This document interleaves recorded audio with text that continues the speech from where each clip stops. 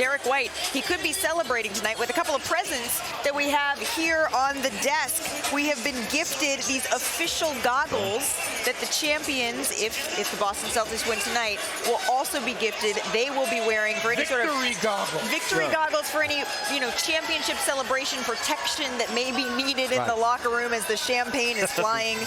Victor Sullivan, of course, redesigned the Larry O'Brien trophy, and now we have the goggles here to go with it. It won't be needed by me with the suit I have on. I won't be in the vicinity. I won't be in the vicinity. You're already wearing champagne colors, Stephen A. Yeah, exactly. You're wearing champagne. You don't need the champagne shower necessarily. But do you believe, Stephen A., if we're looking at the discourse around Jaylen Brown, around Jayson Tatum, what's existed over the last couple of years, will this, if they are able to complete the sweep tonight, will all of that change?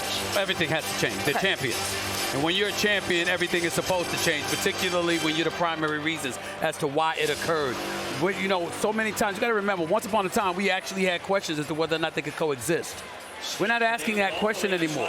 They're on the verge. They're 48 minutes away from winning a championship before any of them turn 28 years of age. They pulled that off. The narrative for them has changed. Yeah. They are champions now.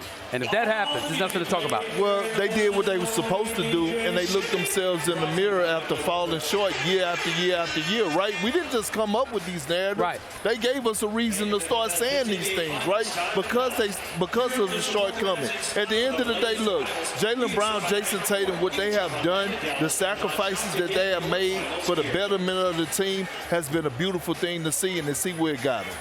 Yeah, I think the biggest criticism between the two of them was the maturity and their ability to make their teammates better. I thought they've done that this postseason. I thought in times where you would see them settle for jump shots, JB put his head down and made something happen at the basket.